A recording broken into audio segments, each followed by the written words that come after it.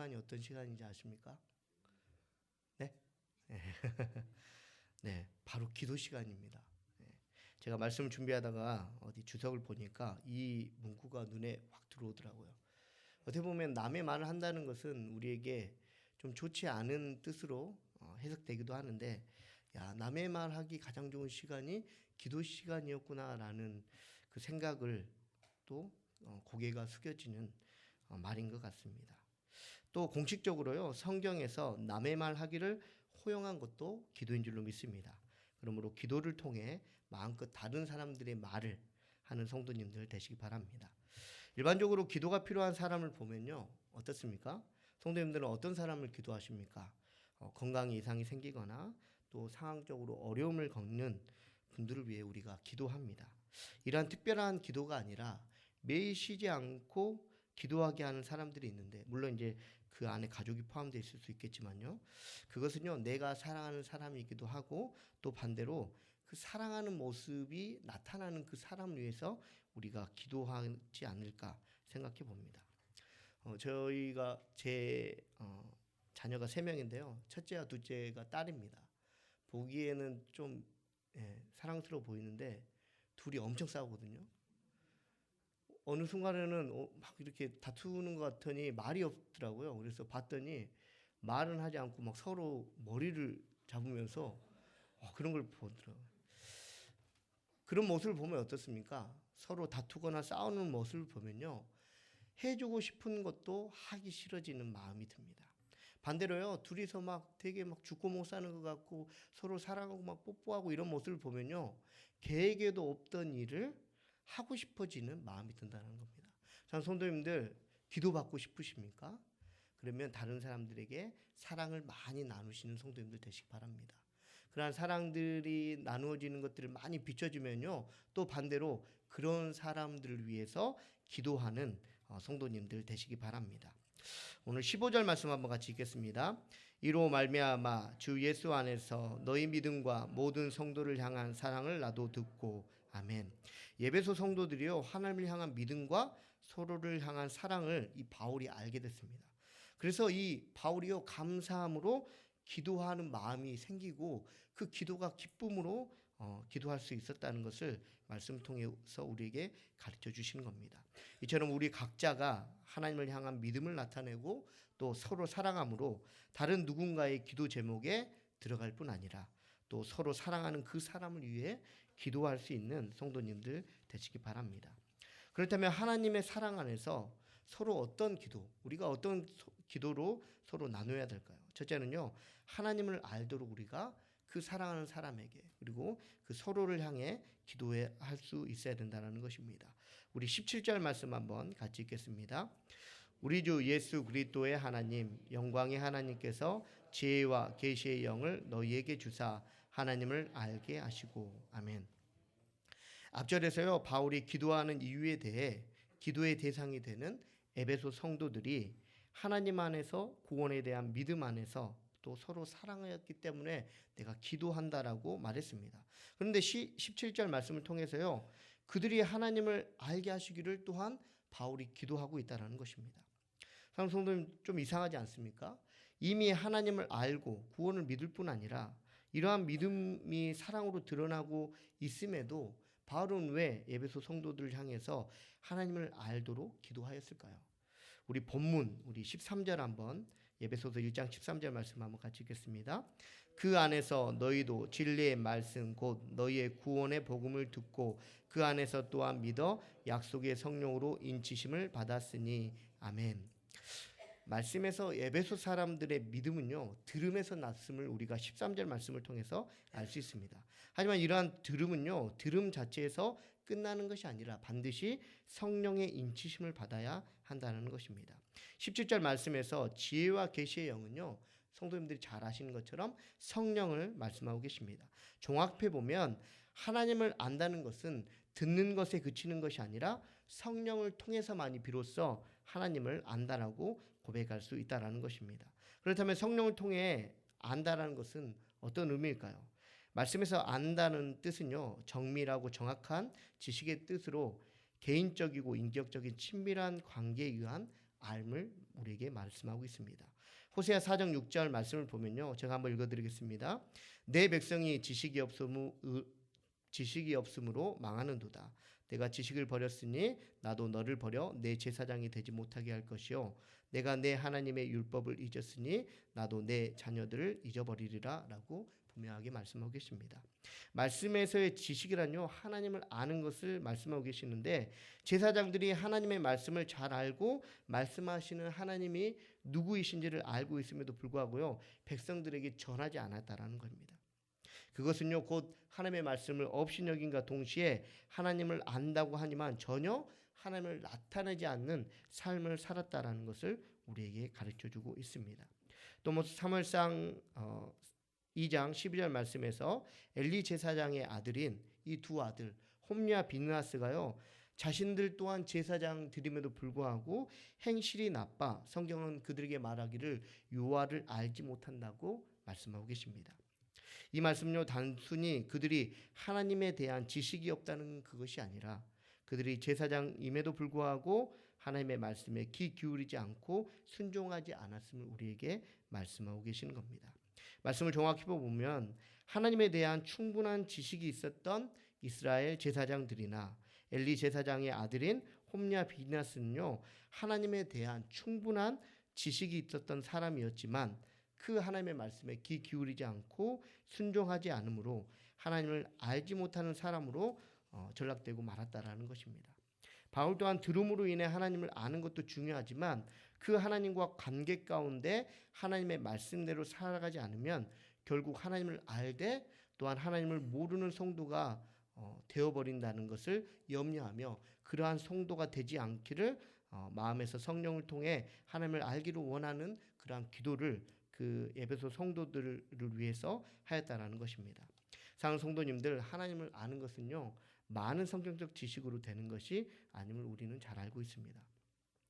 그렇다면 신학자나 목회자들이 다른 누구보다도 하나님을 잘 아는 사람인데 그 하나님을 아는 사람들 중에 정말 하나님을 아는 사람이면 좋겠지만 그렇지 않은 사람들이 많음을 우리는 발견하게 됩니다. 그리고 지위로 하나님을 안다고 또한 할 수 없음을 성도님들은 기억하시기 바랍니다. 사무엘상 3장 7절은요, 어린 사무엘이 나오는데 이 사무엘을 대해서 말씀하시기를 아직 여호와를 알지 못하고 여호와의 말씀도 아직 그에게 나타나지 아니한 때라고 우리에게 말씀하고 계십니다.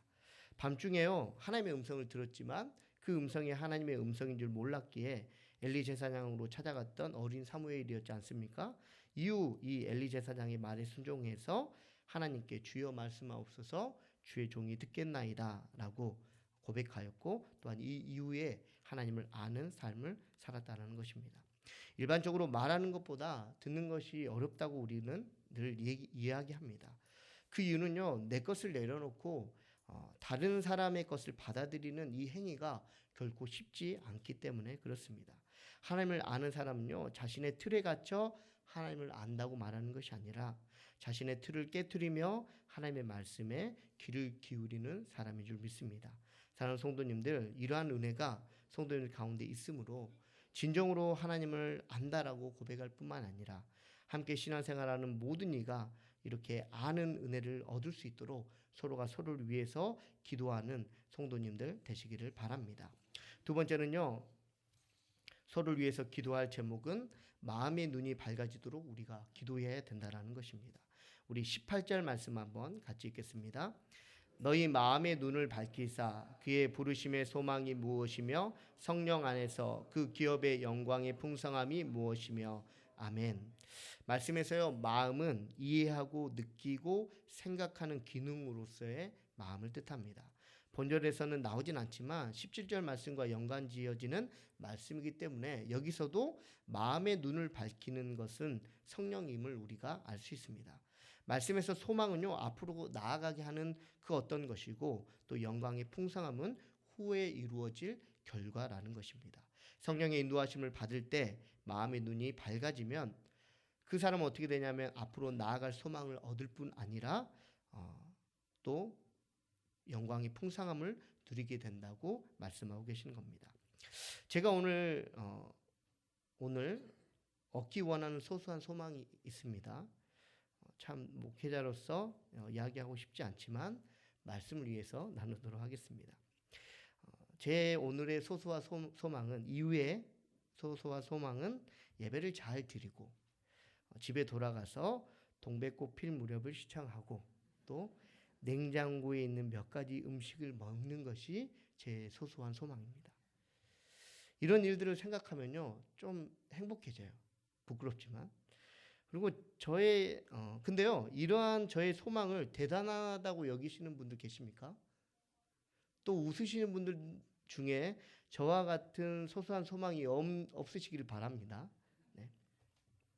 사랑하는 성도님들, 제가 저의 소소한 소망에 대해 말할 때 성도님들은 어떤 생각이 드셨습니까? 무슨 목사가 그런 걸 소망으로 둔대라고 생각하지 않으셨습니까? 마찬가지로 하나님이 보시기에요.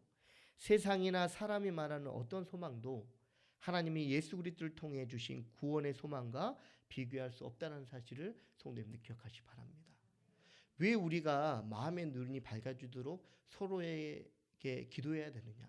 바로 이 이유 때문에 그렇습니다.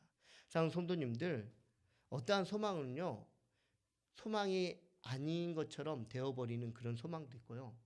소망인 것처럼 여겼는데 절망으로 바뀌는 소망이 세상 가운데나 사람이 말하는 소망 가운데는 있습니다. 하지만 하나님께서 예수 그리스도를 통해서 우리에게 베풀어 주신 그 구원의 소망은요, 결국 변화되거나 변질되거나 없어지거나 사라지지 않는다라는 사실을 성도님들 기억하시기 바랍니다. 성도님들, 이것들을 알므로 우리가 알아지는 것이 아니라 마음의 눈이 밝아졌을 때 성령님이 나를 인도하심으로, 성령님과 함께 하심으로 이러한 일들이 일어난다고 바울은 우리에게 말씀하고 계시고, 또 이를 위해서 에베소 성도들 위해서 기도하고 있다는 것입니다. 사랑하는 성도님들, 눈이 밝아지기를 소망하는, 그래서 다른 사람들을 위해서 기도해서 그 소망이 하나님께서 소망으로 여기신 그 소망이 되므로 그 소망을 붙잡을 수 있는 서로가 될 수 있는 은혜가 우리 가운데 있기를 바랍니다. 또 말씀하시기를요, 마음의 눈이 밝아지면 영광의 풍성함이 무엇인지 알게 된다고 우리에게 말씀하고 계십니다. 사랑하는 성도님들, 이스라엘 백성들이 애굽에 종되었던 곳에서 하나님의 은혜로 말미암아 가나안 땅으로 옮겨가는 은혜가 있었습니다. 그 가운데 이제 때가 되어가지고 12명의 정탐꾼들이 가나안 정탐을 마치고 돌아와서 이스라엘 백성들이 그 한자리에 모두 모였습니다. 10명의 정탐꾼들이 이렇게 말합니다. 과연 하나님께서 말씀하신 대로 가나안 땅은 젖과 꿀이 흐르는 땅이라고 말합니다. 하지만 이러한 젖과 꿀이 흐르는 땅에는 거인족도 살고 있고, 그래서 우리가 그들을 당해내지 못할 것이기 때문에 그 가나안 땅은 그냥 보기에 좋은 땅이지 결코 우리의 땅이 될 수 없다라는 것이 바로 이 10명의 정탐꾼들의 고백입니다. 그리고 이 말에 안타깝게도 이스라엘 백성들은 동요되었고 결국 가나안 땅이 아닌 광야에서 40년의 세월을 보내야만 했습니다. 더욱이 안타까운 사실은요, 이 정탐꾼들에 속한 여호수아와 갈렙을 제외한 모든 사람이 가나안 땅을 밟지 못하고 생을 마감해 버렸다는 것입니다. 사랑하는 성도님들, 지금 내가 풍성하다고 여기는 것이요, 오히려 나를 피폐하게 만들 수 있다는 사실을 성도님들 기억하기 바랍니다. 소망과 마찬가지로요, 그만큼은 아니더라도 어느 순간 내가 생각한 것보다 덜 풍성하게 느껴지거나 더 풍성함이 생겨가지고 더 이상의 그 풍성함이 되지 못하는 그러한 것이 되어버릴 수 있다는 것입니다. 하지만 어떻습니까? 하나님께 주시는 풍성함은요, 결코 바뀌어지거나 달라지거나 작아지거나 희미해지지 않는다는 것입니다. 사랑하는 성도님들, 기억하시기 바랍니다. 이스라엘 백성들이 12 정탐꾼을 통해서, 특별히 10명의 정탐꾼들의 고백을 통해서 자신들이 얻지 못하는 가나안 땅이라고 여겼던 그 땅은요, 그 40년 이후에도 계속 존재하였다라는 것입니다. 사랑하는 성도님들, 우리가 서로가 서로를 위해 기도하며 마음의 눈이 밝아지기를 기도하지 않을 때요, 우리는 앞에 있는 하나님의 풍성한 은혜를 놓치면서 매 순간 살아갈 수 있음을 성도님들 기억하시기 바랍니다. 그래서 누구를 위해서요? 나를 위해서가 아니라 다른 사람들을 위해서 하나님 마음의 눈을 밝게 하여 주셔서 이 사람이 하나님의 풍성함을 매 순간 누릴 수 있는 은혜를 도와여 주시옵소서. 그래서 이 사람이 더욱더 많은 사람들을 사랑할 뿐만 아니라 또한 부족하지만 나를 위해서 기도할 수 있는 사람이 되게 해주시옵소서라고 서로를 기도할 수 있는 성도님들 되시기 바랍니다. 세 번째 마지막으로는요, 하나님은 능력이 크신 분이심을 알도록 우리가 기도해 주어야 된다라는 것입니다. 우리 19절 말씀 한번 같이 읽겠습니다. 그의 힘의 위력으로 역사하심을 따라 믿는 우리에게 베푸신 능력의 지극히 크심이 어떠한 것을 너희로 알게 하시기를 구하노라. 아멘. 하나님의 크신 능력 가운데는요, 세상과 비교되는 능력 중에 하나가 바로 살리심의 능력인 줄 믿습니다. 20절 말씀 한번 같이 읽겠습니다. 그의 능력이 그리스도 안에서 역사하사 죽은 자들 가운데서 다시 살리시고 하늘에서 자기의 오른편에 앉히사. 아멘. 하나님께서는요, 세상을 죄악에서 구원하시기 위해 독생자 예수님을 이 땅 가운데 보내시고 십자가에 죽게 하셨습니다. 또 사람이나 세상도 이처럼 죽게 할 수는 있습니다. 없이 할 수는 있다라는 것입니다. 하지만 죽게 하시는 것도 하나님의 주관이시고 또한 무엇보다 이 죽게 하셨던 것을 살리는 분은 바로 하나님 한 분뿐이라는 사실을 성도님들 기억하기 바랍니다. 앞으로 몇 개월 살지 못하는 사람이 완치되었을 때 우리는 그 사람에게 뭐라고 얘기하냐면 기적이라고 얘기합니다. 이 기적의 뜻은요, 상식에서 벗어난 놀라운 일입니다. 사랑하는 성도님들, 사람이 기적을 일으킵니까? 아니요, 하나님만이 기적을 일으키시는 분입니다. 우리는 죽일 수는 있지만요, 살리게 할 수는 없지만 하나님은 죽이게도 하실 뿐만 아니라 더욱더 살리게도 하시는 하나님이시라는 사실을 성도님들 기억하시기 바랍니다.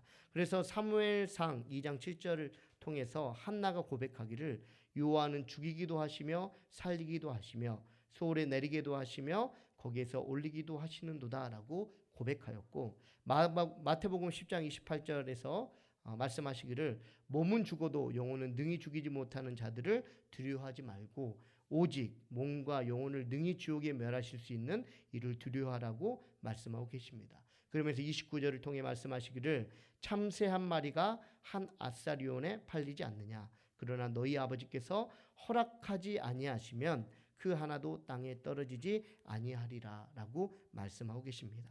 사랑하는 성도님들, 하나님은요, 모든 것을 주관하신 분이십니다. 이것이 하나님의 능력이라는 사실을 성도님들 기억하시기 바랍니다. 하나님의 개입이 없이는 아무것도 이루어지지 않는다라는 것입니다.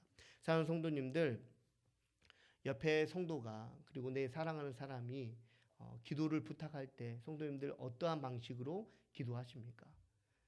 이러한 어려움을 겪고 있습니다. 도와주십시오. 일반적으로 우리는 그렇게 기도합니다. 하지만 본질적으로 우리에게 문제 해결의 방법은 뭐냐면요, 하나님이 크신 능력자이심을 내가 고백합니다. 그 하나님께서 우리 옆에 있는 지체에게, 사랑하는 사람에게 능력을 발하여 주시옵소서라는 기도의 제목이 우리의 기도의 제목이 되어야 된다는 사실을 성도님들 기억하시기 바랍니다. 말씀을 마치도록 하겠습니다. 사랑하는 성도님들, 서로 사랑할 때요, 누군가 나를 위해서 기도해 줄 수 있습니다. 왜냐하면요, 사랑하는 사람들은요, 눈에 띄거든요.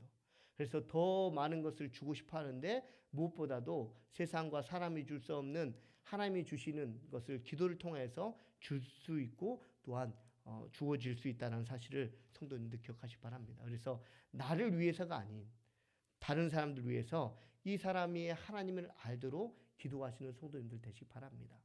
말씀으로만 아는 것이 아니라, 단순히 지식으로만 아는 것이 아니라 이 사람이 성령의 충만함으로 인도하심을 따라서 하나님을 온전히 알므로 인해서 어떠한 상황 가운데서도 그 하나님을 모른다라고 여기는 그러한 사람이 되지 않도록 기도해 주시는 성도님들 되시기 바라고, 두 번째로 그 사람을 향해서 마음의 눈이 밝아지기를 기도하시는 성도님들 되시기 바랍니다.